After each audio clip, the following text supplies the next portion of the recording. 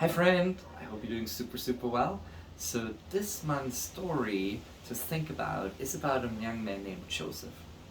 Joseph grew up in a fairly big family. He had a lot of brothers, and those brothers were, older than him, and he had special favor with his dad. Like his dad loved him, and he was just he was a favorite. And that's just never a very healthy thing in families, right? And it wasn't a healthy thing for Joseph either. It really affected his relationship with his brothers in a lot of ways. So Joseph kept living in his family, and eventually, his dad gave him a cool coat and yeah, and just better stuff than his brothers had. And then eventually, what's happening is he has a dream. Joseph was also a bit of a dreamer. His brothers called him the dreamer. And he had a dream, and in this dream, he was kind of seen as his brothers bowing before him, and he was seen greater than his brothers. And which brother likes to hear that? Let's be honest. Would you like if your sibling tells you, you will bow down to me? Probably not. So Joseph wasn't the best, in actually strategizing how to share this dream with his family. So that kind of caused, some issues there too. But then when you keep looking at him, eventually there was one day where Joseph just, followed his dad, and he had a job. He was supposed to go out to visit his brothers. His brothers were shepherds, and they were out in the field, and he was supposed to go out there and bring them a message from the dad or check on them. So he starts walking. Just imagine you walk through the fields, you walk in the countryside, and look around, and you just enjoy your day, right? Pretty much you walk around and just enjoy, and his brothers were working hard. And then eventually after some searching, he finds his brothers. His brothers see him, and he's wearing that coat. And they get reminded of, first of all, that he got treated better by the dad. And then secondly, they get reminded of, how he made all those statements that they will all bow down before him. They probably all felt oh, that jerk is here. We don't like him. We don't like him. And one of them might say, hey, let's come up with a plan. Let's get rid of him. And then the other ones, in all the bitterness and anger, they're yeah, sure, let's get rid of him. But one in wisdom said, hey, why don't we just throw him in a well, and then we'll just wait for a little bit. That brother was actually pretty smart, because usually when you get angry about something, you cool down after a while, and you realize your actions might not be the best, right? And he thought okay, if we do that, then that might happen, so it might still not look good for us, us going after our brother, but at least he's alive. So that brother leaves, and then eventually comes back, and he can't find his brother Joseph. Joseph was sold by his brothers to Egypt, into slavery. That's rough. Goes to Egypt, is on his way. In Egypt, he doesn't know what's going to expect him. He didn't know what to expect. He didn't know what's going to happen. So he kept his eyes on God. It was really beautiful. He kept looking at God in those moments. He's yeah, God, I trust you. I'll just keep following you. I don't know what to do. Maybe God gave him dreams. It doesn't say that specific, but maybe God gave him dreams in that time that encouraged him. So now he gets in a house, gets sold to a new boss. He's I'm going to have a good attitude about this. I'm just going to work hard. And he does. So he kept serving there, does his best, in this household, cleans the house, does all those things as good as he can, so that the owner of the house eventually be wow, I can trust this guy. So he puts him in charge of everything, there. He's I don't have to worry about anything. If Joseph is in charge, everything will go fine. It's wonderful. And eventually Joseph does that job, but then the wife of his boss looks at him in not a good way, and she causes trouble to him. She's come on, sleep with me, do all this stuff. He's no, I could never do that. I can't break the trust of my boss. Are you crazy? And so she kept trying. And then eventually one day, walks into the room, walks in there, and she's there. Nobody else is there. So he didn't have anyone that could fetch him and say hey, he didn't do that. She says, hey, come on, sleep with me, do that. He's like, no, I'm not gonna do it. And she grabs him by his robe. That was what people were wearing at that time. He runs off, probably, maybe he wore something under, who knows? Maybe he ran off naked, I don't know. But he runs off, out of the situation. And then the wife of his boss uses that thing and screams for help, like, oh, he did that. So she blames him for something he didn't even do. It's crazy. But Joseph still had his eyes on God. He just kept going, just kept living his life. He's like, I'm gonna follow God. Now I'm in a prison because his boss threw him in a prison. I'm just gonna keep following God. And God keeps promoting him. Eventually, in the prison, like, he's getting promoted to overseeing all the prisoners, so he had special privileges, and he lived his life. He just loved people. He just was in their life. Probably does dream interpretations because he's good in it, and God given him a gift there, and he just lives his life in there. Now, two of the king's people come, and they need a dream interpretation. So he tells them, like, the interpretation of the dream, prays about it, and then they get set free, go back to the king. The one dies, the other one gets back in his job. And when that happens, he hopes, like, those guys will probably tell the king, like, he's innocent and he should get him out of prison. That doesn't happen. So a while later, the king finally comes to a place where he's like, hey, I need dream interpretation, and nobody can do it, and all of my smart people in the country can't do it. So does anyone know anyone? It's kind of like, does anyone have a referral to a dream interpreter? And then this guy, like, this employee, remembers, yes, I do. Joseph, he's the man. He's in prison there. I talked to him. He can do dream interpretation. He did it for me, and he was accurate. He wasn't just making stuff up. It was accurate. And so he comes. Joseph gives a testimony and says, hey, I can't do it, but God can. He gives the dream interpretation after he prays. And the Pharaoh is so touched that he's like, God's given this man the answer, so I'm going to put him in charge. So now he's in charge of ruling Egypt right below this God king called Pharaoh. It's amazing. Isn't that a cool story? Like how he serves there?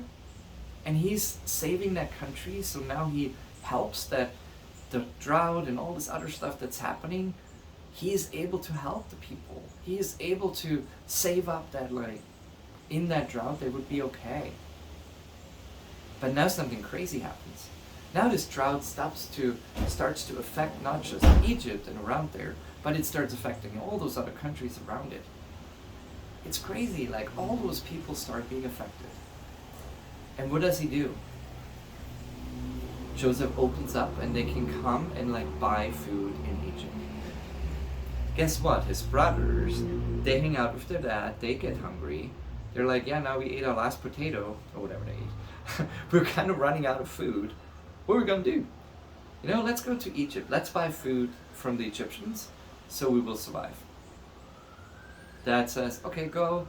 Here's cash, just go. So they go, walk down, go to Egypt, and to buy food. But then Joseph sees them, and he's like, hey, I know those guys. That's my brothers. What do they want now? He realizes they want to buy food, so calls them to an audience and be like, okay, you can, it's fine. You can buy food from me. Like, that's okay. They don't know it's him. And so at the end of the time, he's like, if you want food again, he asked them about their family. So if you want food again, and that I know that you're not spies, that you're actually good people, I want you to prove your story and show me that you have that extra brother. Because they talked about a brother Benjamin that they didn't bring along. And so they're like, okay, sounds good. They didn't think they need to come back probably. But then they get home, and then they find in their bags, like all the money bags, so they're kind of like, oh no, something went wrong here. We get probably in trouble. Somebody made a mistake, now we got our money back, so okay. But they choose to go home, be with their dad, and then a few months later, food runs out again. Now the dad's like, hey, sorry guys, I can't send my other son. I already lost Joseph, my other favorite. I'm not gonna send Benjamin with you. A few days later, everybody's probably chewing their fingernails and getting hungry and hungrier and hungrier, and there's just no food. And they realize if we don't do something, we're probably all gonna die. And then they choose to go back to dad. Dad, like, okay, if you bring him under your guidance, like, and you guard him with your life, you can bring him. So they go back to Egypt, and they again gets an audition with the king. He makes them this amazing food, like with Joseph. Makes them this amazing food, and they sit there. He serves them. He gives his brother Benjamin actually more food, and all this stuff keeps going on, right? His brothers are there. It's an awkward situation probably for him. They still don't know it's him. They don't expect him there. Like, come on, like, they sold their brother for them and he was dead. But they didn't think like he would be a ruler in Egypt. Come on, like, slave to ruler? How often does that happen? Like, not very often. And so they kind of like, oh yeah, okay, something's just like strange that he would invite us, but alright, we'll do it. Now, they get their food and they're on their way home. Joseph now wants to check them and test if they actually changed, if their heart is different. And how does he do that? He puts like a silver thing, like a silver cup, into their container, like into their bags. And then in that bag, when they make it through, they get stopped from his security guard. And they're like, hey guys, I checked the bag, and whoever stole like my silver cup is going to be in trouble. And he put it into the bag of Benjamin. And so they're like, we didn't steal a thing. And when it was found in Benjamin's bag, they all freak out. They're like, what are we going to do? No, this is horrible. What are we going to do? So they all go back and say, hey, this is not good. Like, I'm so sorry. Like, we didn't do this. I don't know what happened there. Something went wrong. He says, it's fine. You didn't do anything wrong, but he did. I'm going to put him to jail. And they're like, no, don't do this. Our father would die. Like, he's old. Like, please, take one of us. So they're willing to lay down their life for their brother. And when that happens, when Joseph sees the heart change in his brother, that's when he's also ready to show them, guys, it's me. Imagine that situation. Imagine an empty room, like he sends all his employees away, and now it's just him and his brothers. And he stands there and says, guys, it's me, your brother Joseph. Probably freaked out, right? They're like, oh no. Uh-oh, we're in big trouble. Something went really wrong here. We have a big problem. Kind of like Houston, we have a problem. And they're freaking out. But then Joseph shows them like whatever the enemy meant for evil, or what they meant for evil, God turned it to good. Isn't that beautiful? And then he eventually invites his whole family to come, and they all move to Egypt, all get saved, through that situation. Nobody had to die of hunger. He gets connected with his dad again, and they get to celebrate for a few years, live together. He gets makes up for some of that time that he lost with his dad, and it's amazing. And he became a blessing to another country. He get reconciled with his family, and God brought good out of a hard situation. Doesn't mean this injustice was easy, but I talked about this in another blog. But I love this story of Joseph, and I love his reaction. I love how he just really cares and is like, okay, I'm willing to forgive, but I want to see if the heart is right. I want to encourage you with the story. Try to live a bit like a Joseph in your life. Try to be forgiving. Try to not look at injustice and be like, letting it affect you in a negative way, like that it really knocks you down. Again, this was a different blog. You can check that one out. How to deal with injustice. But let Joseph inspire you that God can bring out good of hard circumstances and of hard situations, and that He's with you in the middle of them. God is a good God, as we see in the story. And He's with you. And He loves you. And He can heal any situation. He can bring healing and change and redemption if we let Him. So let God bring redemption where you need it. Maybe where your family needs it. Maybe where, at your work or your school or wherever it's needed. Let God bring redemption to you. Have a blessed week. I hope you got inspired through this story to think about. Bye.